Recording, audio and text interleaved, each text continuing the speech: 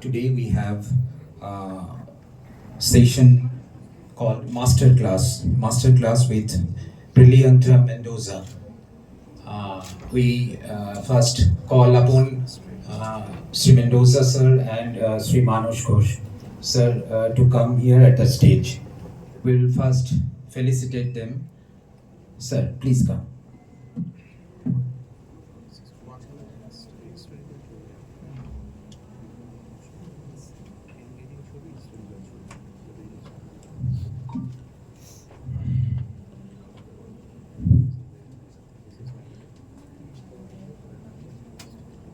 Our additional director, Sri Ghosh, is felicitating Sri Mendoza sir and Sri Ghosh sir.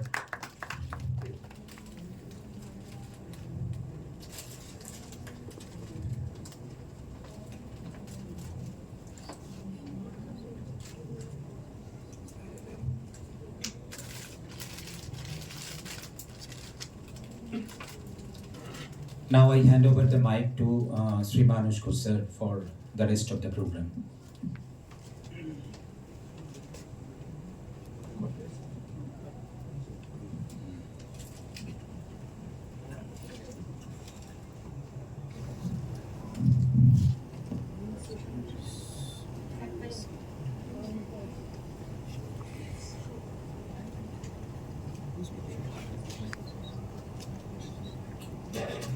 Okay. Thank you very much, Surjobu. Thanks to all who are present here. Warm welcome to the young students, journalists who are here. It's a great pleasure that we have with us a very famous Filipino film director, Brillante Mendoza. Let me first introduce Filipino cinema's position in world cinema and his position in vis-a-vis world cinema.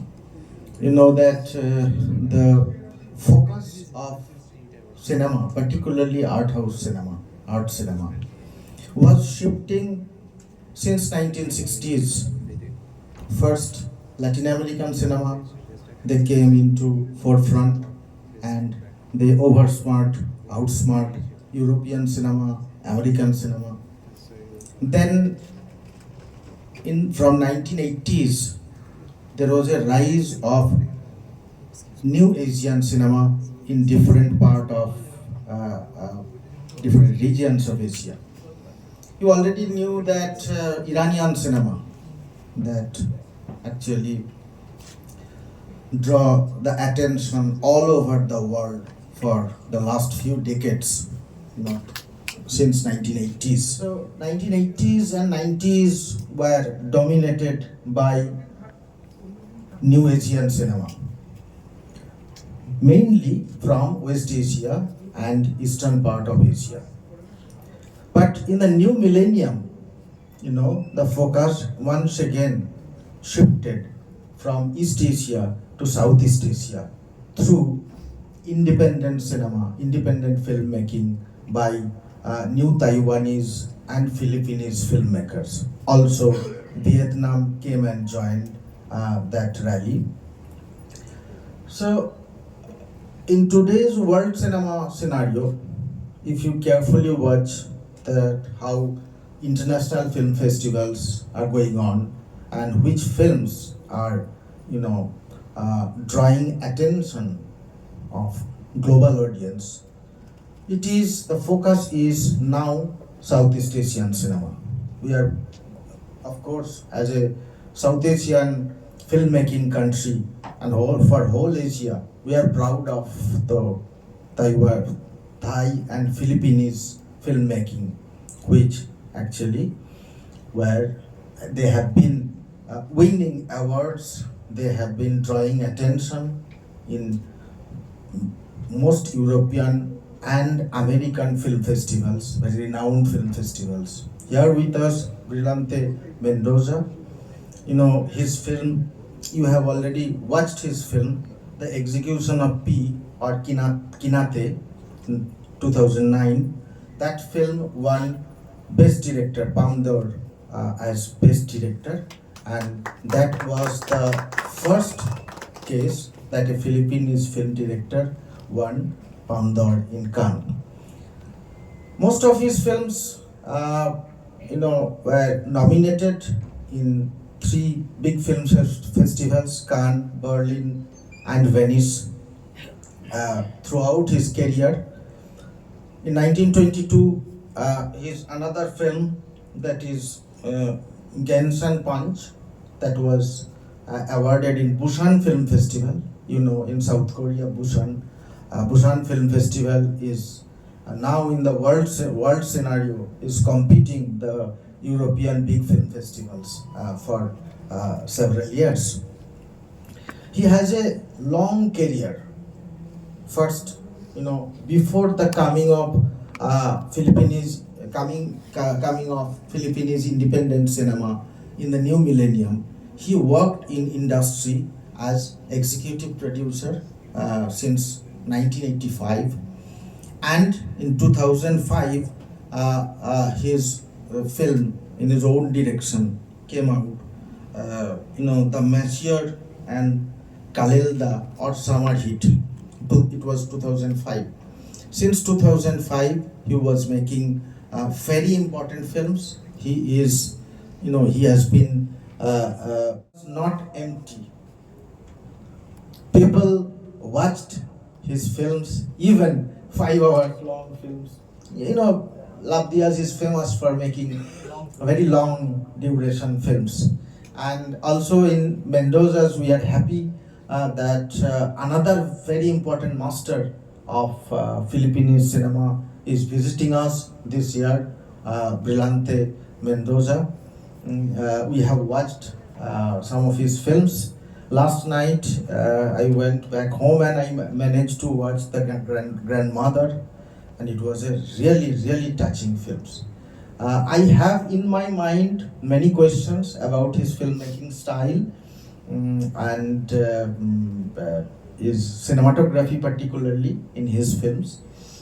But before that, he intends to show a very short kind of video which will communicate to you his filmmaking style,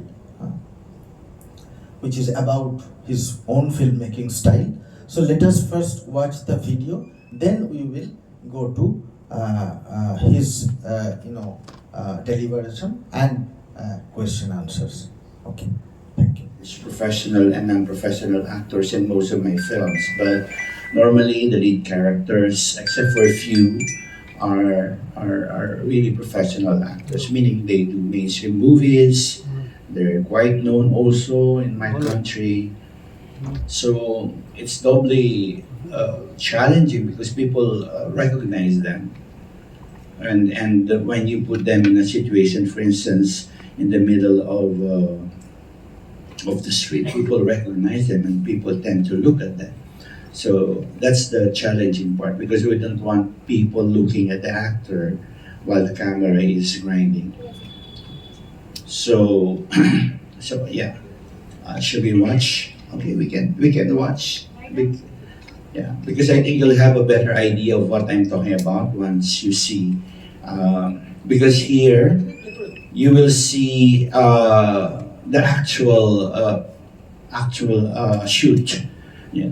Before, during, and after, including post-production. So that's how I interact with all the different departments in the film, from the production design to the writer, to the editor, to the sound designer, even music. So I'm very hands-on. I'm very hands-on in terms of collaborating with the different department in the filmmaking process. So that's basically my process. And in terms of writing, that's how it works. And since my films are mostly documentary kind of aesthetics, like a docudrama, but they're not documentary, they're fiction. It has a narrative that we follow. So it's kind of challenging also on the part of on our part when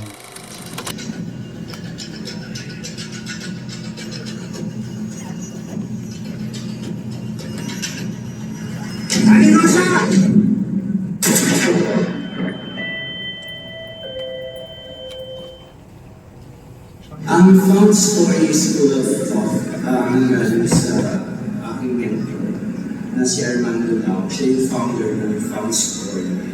Sa found story, tatlong prinsipyo ang sinusunod. Unang-una, dapat ang kwento referential. Ibig sabihin, dapat natin sa isang tao exist na tao. Yung kwentong pagbabasihan ng screenplay. Kasi ang pinanggagalingan ng found ay yung buhay. Pangalawa, kailangan naturalize. Ang isang kwento, kailangan kapag ginawa siya, hindi siya yung parang set up o hindi siya parang choreograph. So yung commutation ng director o ng mga filmmakers dapat totoo siya. Kasi base siya sa totoong buhay, base sa totoong pangyayari. At ang pangatlo, dapat socialize. Ibig sabihin, ang kwento, hindi lang siya nangyayari sa isang tao o base sa kanyang experience. Ibig sabihin, although nagkukwento ka ng personal na kwento ng isang character, community-based pa rin yung kanyang issue. Kasi dito siya nabubuhay, dito siya nakikipag-interact sa ibang mga tao. Kaya siya naging ganun, naging specific siya ng klaseng tao dahil sa kanyang komunidad.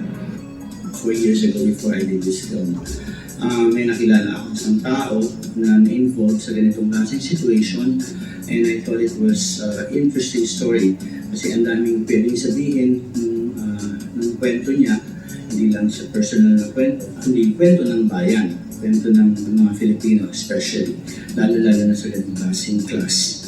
Parang nasundan ko yung buhay ng mga taong ito at nung nag-research ako kasama ko yung writer ko, naalaman namin yung katotohanan, yung nangyari, yung experience nila, pati yung encounter nila doon sa mga corrupt na police. I-invite direct yung referent namin, yung nagkasawa.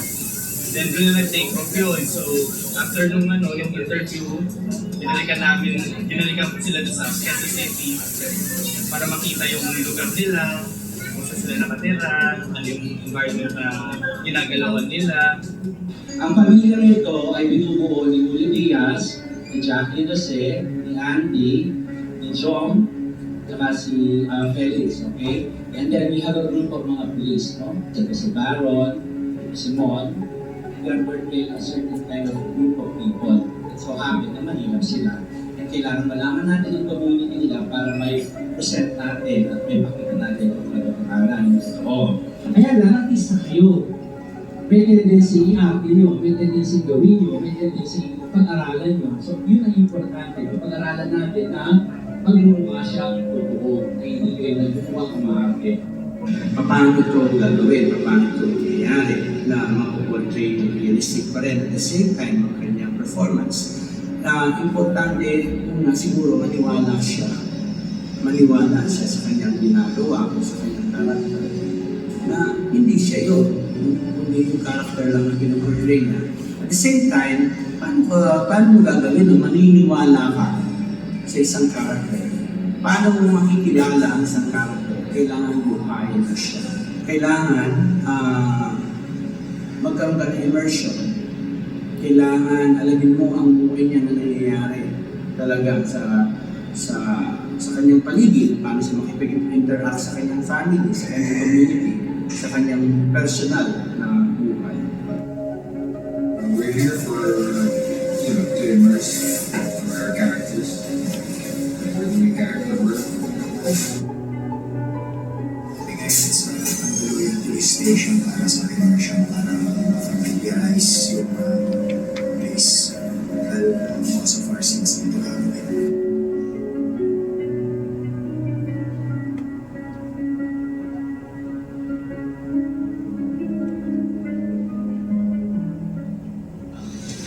Hindi ka sa may bagay ka. I don't know. Because I don't have script. Ayaw niya talaga na may script yung mga artista kasi bigla sila magbabox. So nagiging more on memorization instead of emotion talaga may labas sila in realidad. Ang ginagawa, bibigay lang yung situation, mga sample of lines, and then bahala na yung mga artista. Wala lang, alam ko lang nagpupush ako, nagtutulak, pandagdag lang sa kita, pinaaral na koleyo, may mga anak, 1, 2, 3, 4, 4 na anak. May asawa, electrician, ano lang, may sari-sari store, that's our source of living. Gusto niya talaga yung initial reaction towards the scene. So bibigyan, situational lang ang bibigay niya. Tapos you act accordingly.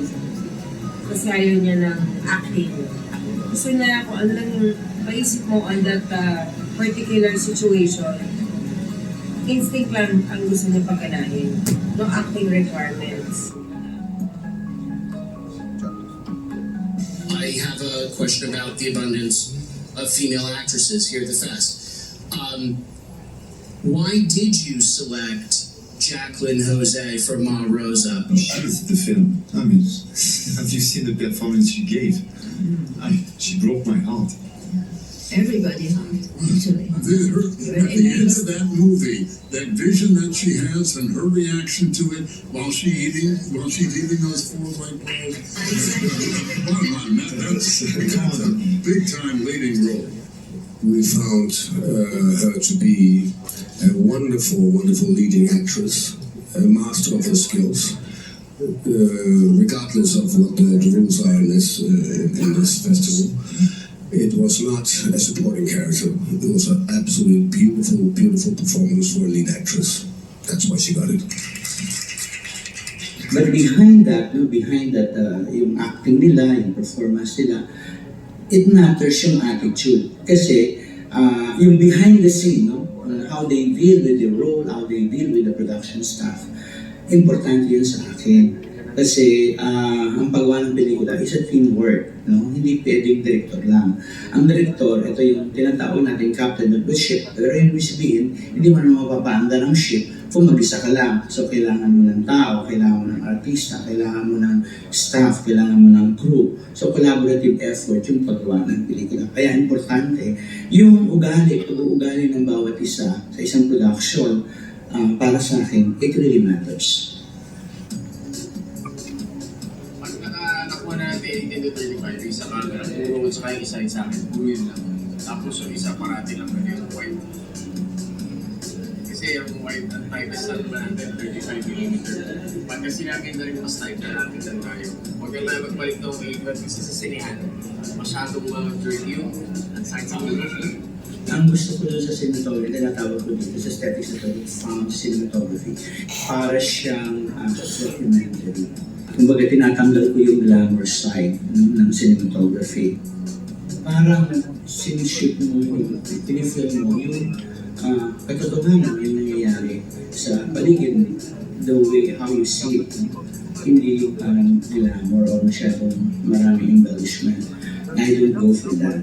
So kasi ang sa akin is realism. Hindi ka luto magamit ng maraming ilaw. Although may ilaw, may setup. Okay, pero hindi gumagamit ng hindi natin ginagawang unnatural yung setup. As much as possible, malapit ang lighting sa ano nangyayari, kung ano yung binibigay ng panahon. So, importante yung capture niya kasi nga gusto natin maging realistic. Yung handling ng camera, okay, alam nito ng cinematographer ba, hindi tapos siya gumagamit ng tripod. Parang, it's always from the point of view of somebody looking or watching the characters. So, ganun palagi yung feel ng pelikula. Parang sinusundan mo sila, parang tinitingnan mo yung mga characters.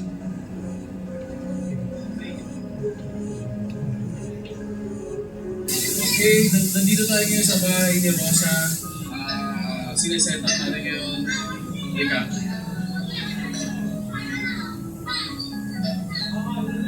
Bali, nagpapalagay kami ng cortina para sa eksena ng direct mamaya. Tapos, ito, ayusin natin para at least makagalaw sila ng tama ng bahay. Ayun. Yung mga location namin, after location, hindi kami nag-build ng set. Marami kami mga tinatanggal, marami kami dinadagdag. Kasi itong mga dinadagdag namin o tinatanggal namin, ibig sabihin hindi sila nakakatulong dun sa character o dun sa community na gusto namin ipakita. Nagtiguroso din ako in a way kasi kahit nasabihin mo pang existing production design from costumes to set and props, dapat tama itong mga to. Tama na akma ito sa lugar, sa character at sa mismong environment. Kasi naniniwala ko ang production design, pwede magkwento. Pwede siyang magkwento sa kulay. Pwede siyang magkwento sa setup. Masikip ba ang lugar? Maluwag ba? Claustrophobic ba? Overpopulated ba? Ano ang gustong sabihin ng environment? That in itself is a story.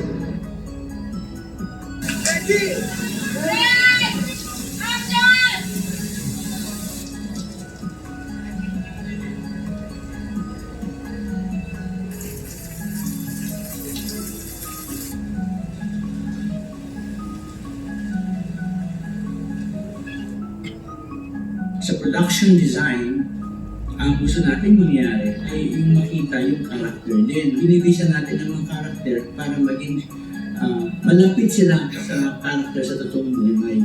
So kapag nag-blend sila sa community, alam mo they belong, hindi sila nag-stand out. Tatlong proseso ang pagdadaanan ng pagkukwento. Okay?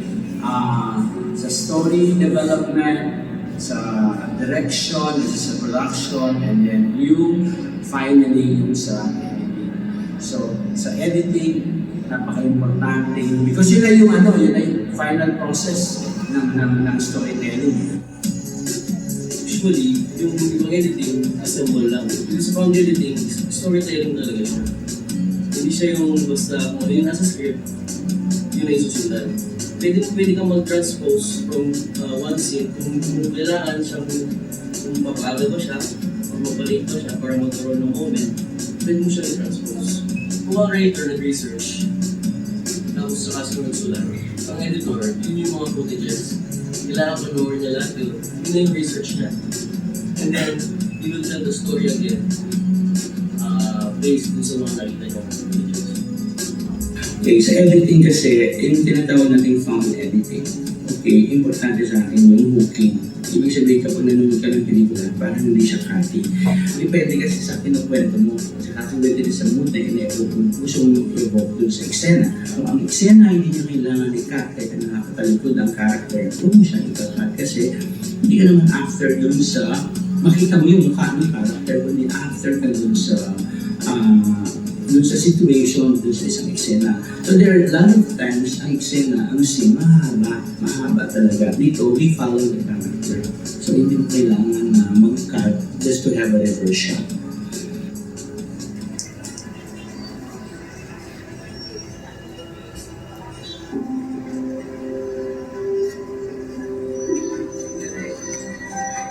Wait gusto ko yung basura, nakatapat siya dun sa basurang dumadaan.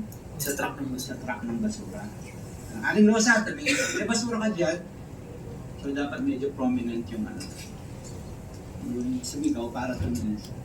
Sa sound design at saka sa sound mix, I always make it a point na yung sound is a character in itself.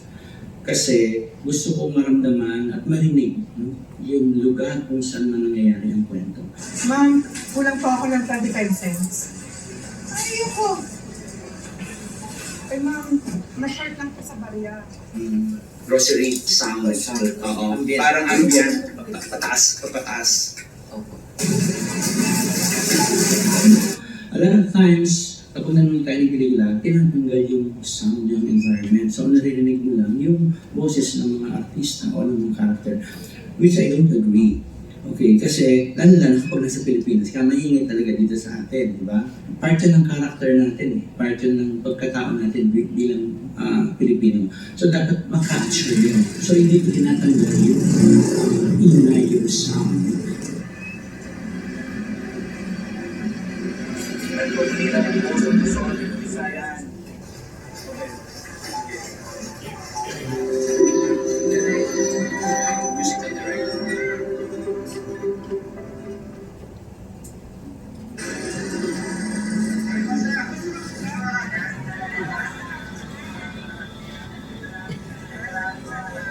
Ang music ang gusto ko kasi parang diegetic siya. Parang nanggagaling din siya sa lugar. Okay, parang in-explain ko sa aking musical director na sa music, okay, ayaw ko rin siyang pakinggan, kundi gusto ko siyang maramdaman. Pa rin ang pasok ng music. Hindi siya nag-creepy.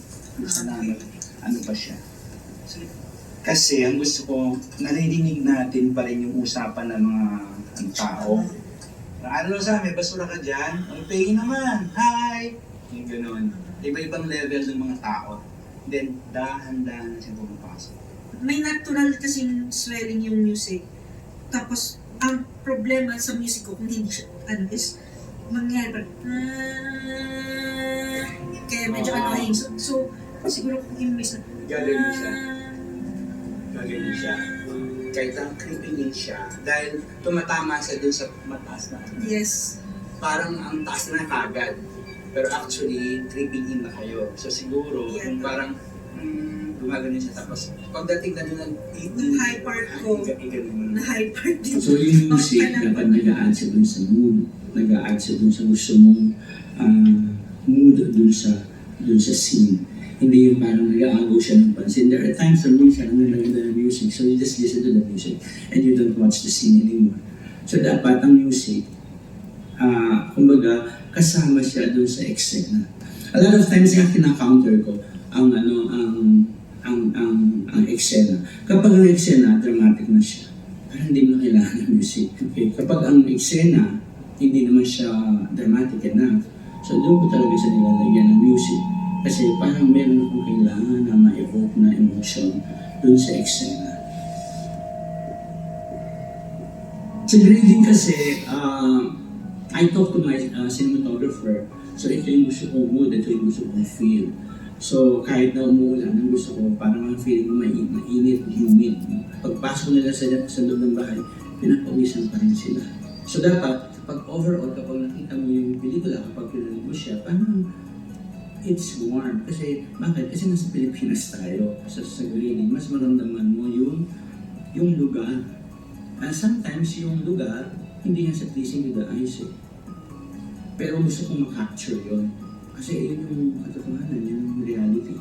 Diba? So dapat, ang grading, hindi niya inihiwalay yung kulay o yung gusto mo sa photography, kundi ini-enhance siya para mas maging realistic siya. Pag natapos na ang pelikula, of course, ang ginagawa ko, madalas ang ginagawa ko sa pelikula ko, pinapalabas sa ibang bansa. Bakit sa ibang bansa? Bakit hindi sa Pilipinas? Bakit kailangan ko ipalabas sa ibang bansa? Kasi gusto ko siya mapanood ng mas maraming tao, hindi lang ng mga Filipino. Gusto ko maintindihan ng ibang tao kung anong klaseng pagkatao tayo, anong klaseng kultura meron tayo. Kapag nabibigyan tayo ng recognition, of course, is a reward. Pero hindi yun ang ultimate goal sa paggawa ng pelikula. Hindi para basta magkaroon ka ng award, kundi may send mo yung message mo sa mga tao ay gusto mong sabihin. Kasi mas mataas yung purpose mo sa paggawa ng pelikula, hindi lang dahil sa awards. Nalala ko itong sa Marosa nung pagtanggap ng award kasi parang nung nasa gitna ako ng stage at nagtayo ang mga tao, malakpak sila, parang of course ang binibigyan ng recognition yung filmmaker, ang binibigyan ng recognition yung pelikula. Pero ako, ang feeling ko, hindi ako deserving kasi ang kwento ko ay kwento ni Marosa, kwento ng mga Pilipino. Sila dapat ang binibigyan ng papuri. Yung mga taong, mga character sa pelikula ko, hindi ako. Isa lang ako instrumento para mayatin ang kwento nila. Pero dapat at the end of the day, bigyan ng papuri, bigyan ng recognition yung mga tamang taong dapat bigyan ng recognition. Ito yung mga karakter ng pelikula.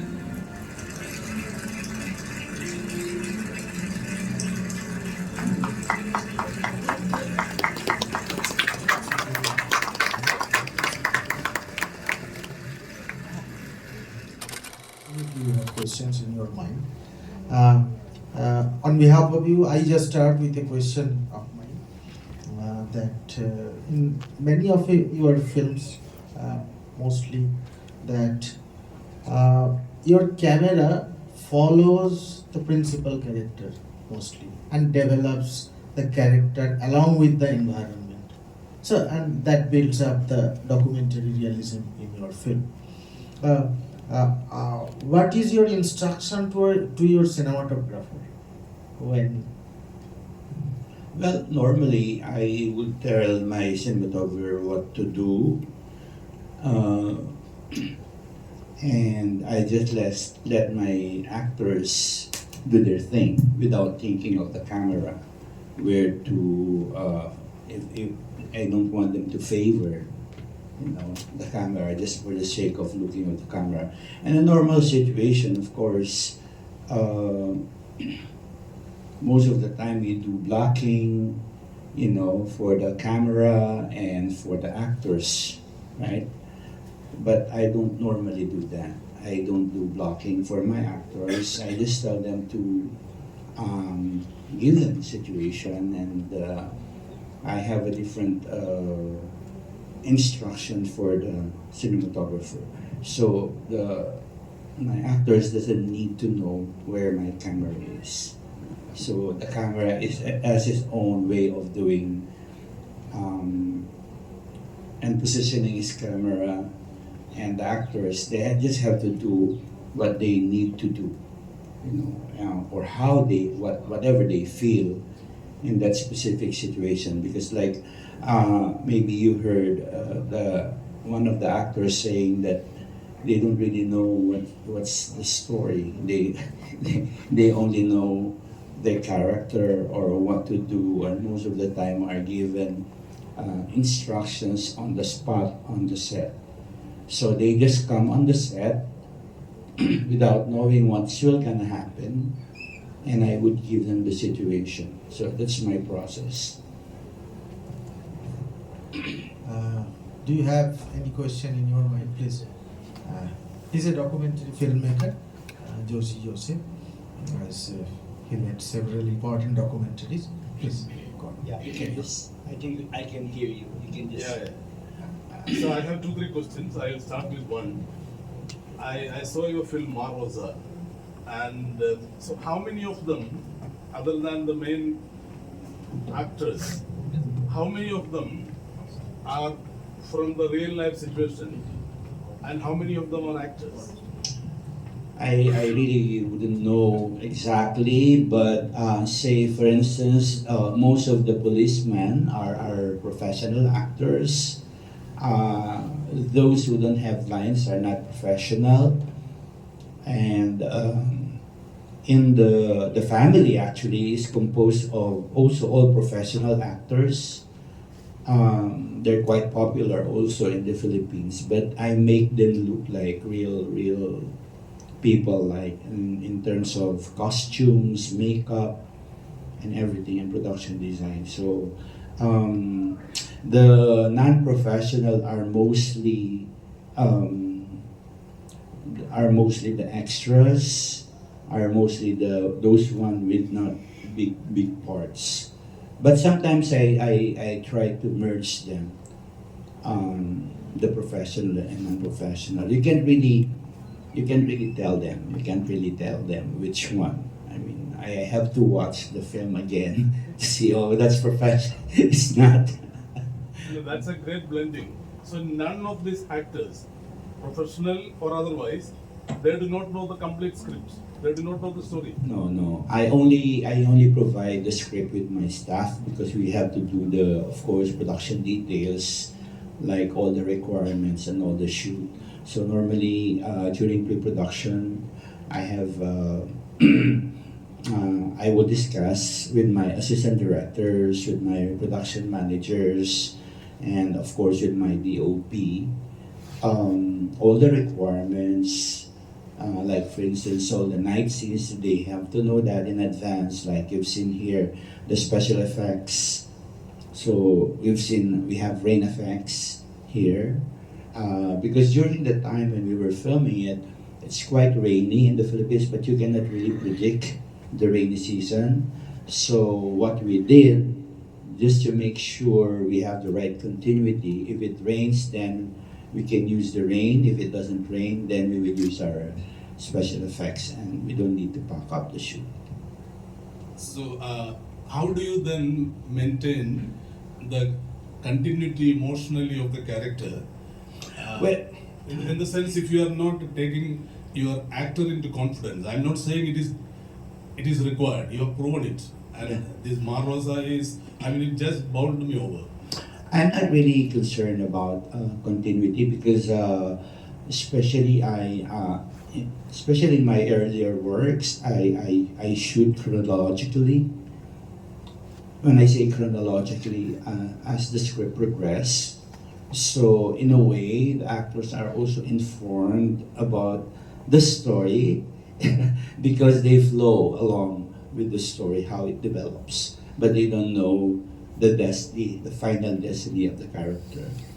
Like for instance, here she wouldn't know that eventually that she will in Marosa that she will that she will be able to make it towards the end of the film, because in the film they weren't able to provide the money that the policemen are requiring, but we ended there. I mean, when she was able to provide some of the money, and I end the film there. It was pre-decided like that, or it was improvised? That ending of the film. No, the scene was a part of the script already. It was part of the script. Nothing is really improvised as far as the story is concerned. But what is improvised are the characters, the situation, or as long as you don't really veer away from the main story. But as far as the characterization is concerned, the situation, everything is, the actors can add. They can add. Because, if I don't like it and if it's not right, there's always the editing part. So I just let my actors do their thing. One last question.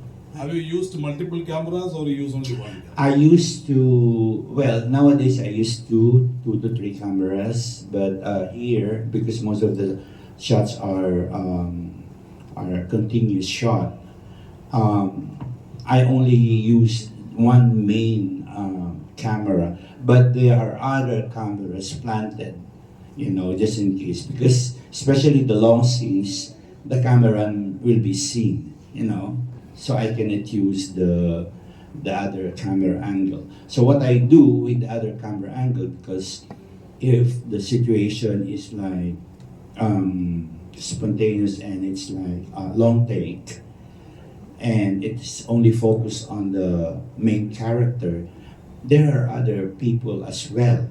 So I let my other camera take those other people, other characters. So I have, in the editing, I have some shot where I can cut away. Thank you for asking very important few questions, which reveal his, documentary realism, how the making is, possible. Any question from our young fellows? Yeah, please ask loud. Good afternoon, sir. জোরে এখানে চলে এসো take this mic. Come here. ওকে দিন pass the mic. Yes.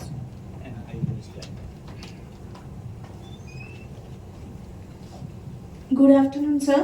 I am Samriddhi from a student of Moderator College. So I have taken up film studies as my minor right now, and I think every artist feel a creative block at some point of time in their life.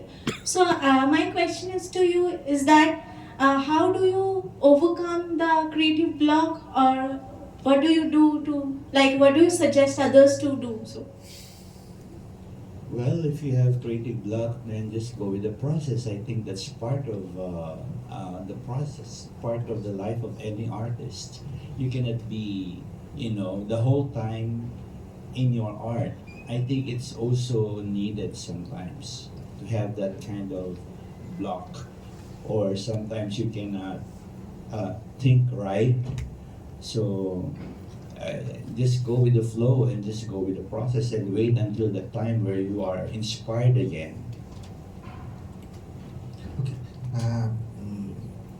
In your films, I have watched that in many of your films, there are 2, 3 generations, elderly generation and new generation, and your film, the narrative develops accordingly, the interaction between generations and how they encounter the administration, police many times, church sometimes.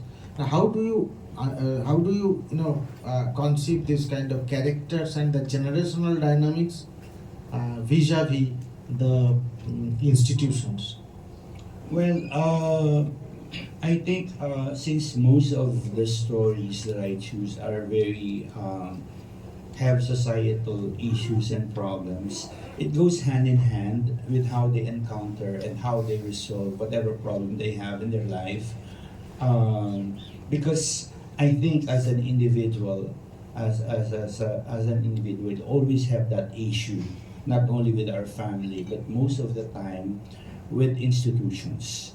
Like when you go to the church, when you go to the hospital, when you go, you have traffic, you have whatever, all these situations that we encounter in our life, that represents the institution that we live in. And this is where my interest comes in. This ordinary menial things that we encounter in our life. So it goes hand in hand. You cannot take that away. So and as the story progress, that's I think that's where I focus on how we deal with it and how we deal with the situation. So it becomes part of the story of the character. Yeah, you have a question? Please ask. I have watched your film Kinatai, and also Service was also there. But in Kinatai, I believe that you have won the Best Director for Kinatai and in Cannes. So I have 2 questions. One question is like that: which aspect of that film did the Cannes jury got impressed? That's why they have given, because the narrative and storytelling is wonderful, but still, did they discuss it to the audience at that point in time, which part they have got impressed? That is number 1. And number 2 is that you have collaborated with the actor Coco Martin almost like 7 times. So which aspect of him has also impressed you, that you have collaborated with him not once, not twice, but 7 times in a row? Well, the first question is I don't really know what happened during the discussion. When you're a jury, you don't normally tell the winners or about what went on in the discussion. But since I became a friend of the jury president, Isabel Huper, after that, and I've known eventually after that some of the jury members, I was able to listen to them, what they like about the film. Like Quentin Tarantino, for instance, is raving about the film. Roger Ebert hates the film, but again, these are polarizing concern or issues among, and I think that's what makes it interesting for a film. We have polarizing issues and about the film. That means that's what film is all about. It's all about conversation. It's all about not agreeing one aspect. And so anyway, I don't really know, and honestly, I don't really care what, what they think about it. It's just that I was surprised that they gave me the award. I wasn't even prepared, and and I didn't know, and it was a bonus. It was a great bonus because when we were doing it, we're just enjoying it. I mean, we're just filming it. I mean, we don't have enough equipment to do those night shots, so the scenes inside the van, we have lights, but everything is improvised. We don't have those equipment, Hollywood equipment, where you have all the lights and you can light the van inside while it's moving. So what we did is we put the lights on top of the van while the van is moving, and we have a crew doing all this, swaying the lights, so it feels like there's a lamppost passing on the lamppost. But when you watch the behind the scenes, it's very funny. It's very funny and dangerous, but it's fun. What about The second question, what is the second? Sorry. Coco Martin. Oh, Coco Martin, yeah. Well, it's a friend. We did work together in the Masur, the very first film I did for him, and it won the the Golden Leopard in Locarno, and he has also his own journey because back in the Philippines, when you make LGBTQ films or sexy films, we call them sexy films, you don't have that kind of so much respect from your peers, from your colleague, and from the mainstream industry. Normally, they look down on these actors, on these people.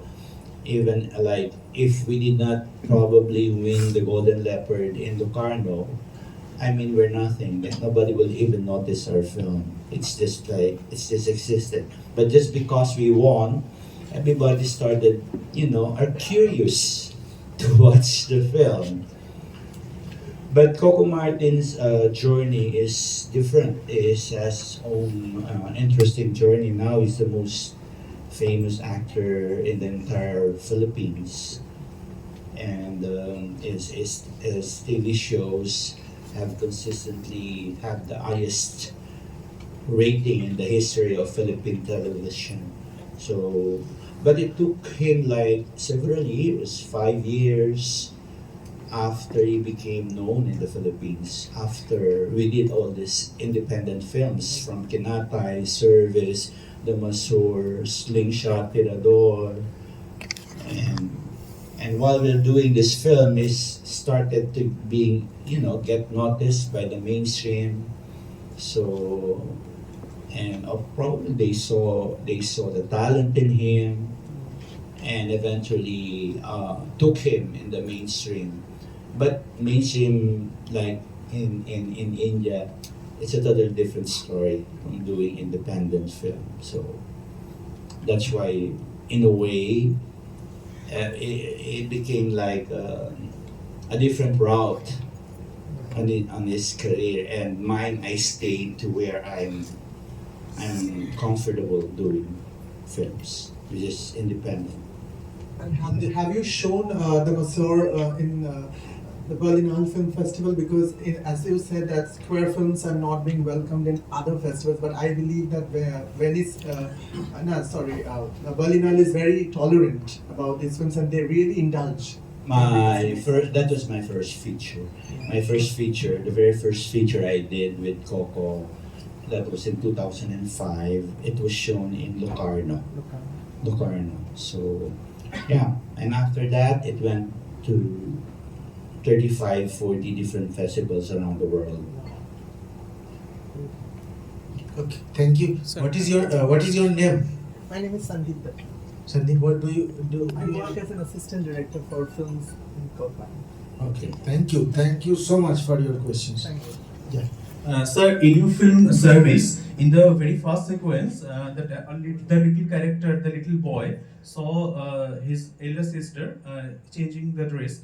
So usually this should not be happen in a family. Is a inert scene. So what was your instruction to the child actor becoming the shoot? Well, first of all, he wasn't there. when the woman was changing, because of course that's the magic of editing. Okay, so I just shot him when there was no woman changing. And most importantly, that scene is very important as an opening of the film, because the film talks about immorality and it talks about the moral issues. So, like what you just asked, that's supposed to happen. Kids should not be seeing a woman changing clothes. So you are already pointing out something about morality, and that's the whole film. It's about the morality, our morality, and our views on morality and immorality. So my second question is, you said about the interrelation between your cinematographer and you.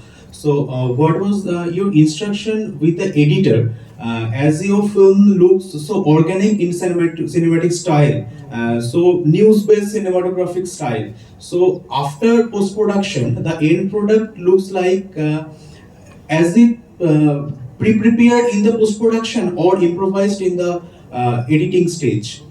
No, you cannot do anything anymore in the editing stage once you see people looking at the camera. So everything has to be prepared during the pre-production and on the production itself. So I have very specific instructions to the assistant directors and the crowd directors, and also the people who are seen in the film, not to look at the camera. I always tell them that if just one of you, 100 people here, 200 people, if there's like one person who looks at the camera, it's a bad day. So nobody will be looking at the camera. So nobody wants to do it over again. So these people are informed and they are aware. Thank you, sir. Thank you. Very good question. Please ask relevant questions on his films, on his style. Yeah. How did the story of Dai Womb came to you? Oh, Dai Womb was a very interesting journey of my life as a filmmaker. I was, well, as you know, independent filmmakers, we don't have mainstream producers. Normally, we asked donations, we asked sponsorship, etc., to find money to make our film. So one of the sponsor at the time was the head of the Film Development Council of the Philippines, asked me before, well, politics plays a huge role in our lives as artists in the Philippines. Before that, before the administration, I was asked to make a film in the north of the Philippines, where our former president used to live. But then, because of the new administration, which is not in good terms with the past administration, I have to stop the pre-production and research. I was asked to make a film about the South. It's completely different, and I don't. Most of the people there, that's the southernmost part of the Philippines, and 80%, 90% of the people who live there are Muslim. Okay, so as you know, that the Philippines is generally a Catholic country. So I don't have any stories. I don't know anything about that region. So I have to do a lot of immersion, I have to do a lot of research, and I have to look for a story in that part of the country. So, and I found that story when we are doing the research. It's about this woman who looks for an husband. I mean, about a woman who looks for a wife that her husband could impregnate so that can have children. I have a question. Just we are at the end of almost fag end of this session. I have a question that in our part of this the world, in India and South Asia, the independent filmmaking could not grow much till date. because they face huge kind of difficulties in terms of distribution and exhibition. So how in Philippines the independent filmmakers they manage the distribution and exhibition of the film in their country and abroad? I think we all have the same struggles and problems, not only in the Philippines but all over the world. It's always the case. So if that is the situation, we have to acknowledge that. We cannot do something about that, but we have to do something in order for us to, for our films, in order for us to make film first, and then secondly, the problem of distribution, and but even that, I think the first thing that we should concern ourselves is to look for funding to make our film. So in that order, first you have to look for money in order for you to make a film. So that means you need to have a choice. What kind of choice that you need in terms of stories, okay? And then the last problem should be distribution. So you need to address all these things first. So what I do is, first I look for, number one, normally I look for sponsors and donors, okay, for us to make a film. And then, of course, while you're doing that, you have to present the kind of stories that you make. Like when we did this Thy Womb, it's in the South, okay? So I need support from people from the South to provide us some funds and sponsorship. Since I'm making a film about them, about the Muslim people in the South, they would be willing to help me. And then the third, which is the most difficult thing, is distribution. Normally, in a normal situation, you cannot distribute and show your film just for, So what I do is I show my films abroad in the most prestigious festival like Cannes, because that's promotion already. People in your country will be interested with your films when it's shown in Cannes, in Berlin, and in Venice, and that's already an instant promotion.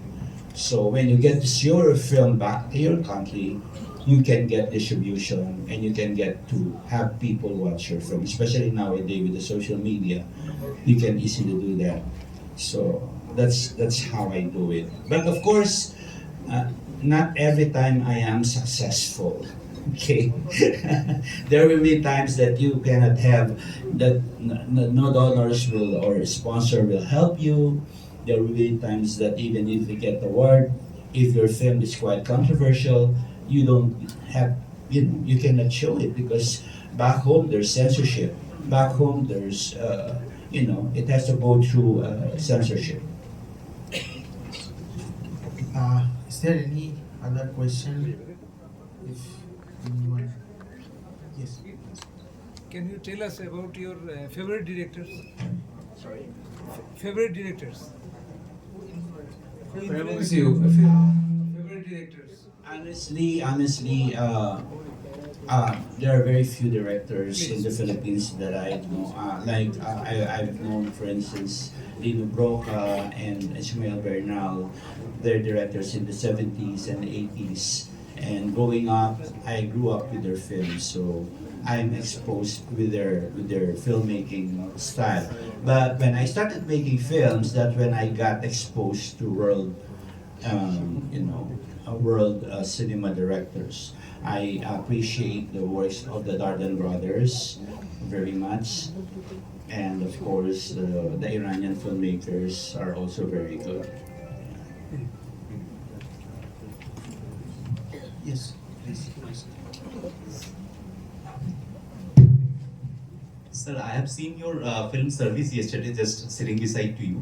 So I find it very interesting subject that you have chosen. As you said that you have the nature of the making nature of your films are like documentary as well as the fiction. So how far this is documentary and how far is the fiction? How did this idea came to your mind?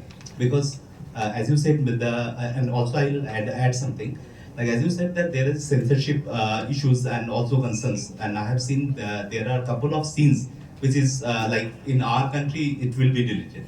So how did you came through it? Like what is your experience about this film and the idea, how you conceived this idea? So I'll answer your second question first because it's much more interesting. Censorship.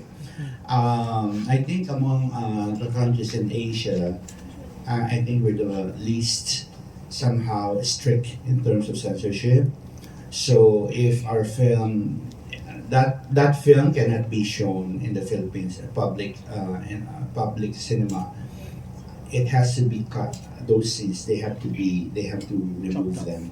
Okay, but you can also show the film in its entirety if you don't show it in a commercial theater. So there are a few cinemas in the Philippines that you can show for as long as you don't show it commercially, meaning you don't sell tickets. So you can show it in schools if the school allows it. Okay, otherwise it has to be cut. Okay, so cut means X, and then if there is some cinemas that don't show an R18 rated films, so normally to be shown all over the Philippines, it has to have an R16. Okay, now for the first question, it's about documentary, right? Yeah, documentary. How did this idea came to anyone?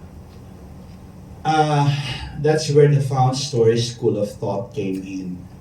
Okay, the Found Story School of Thought. It's a new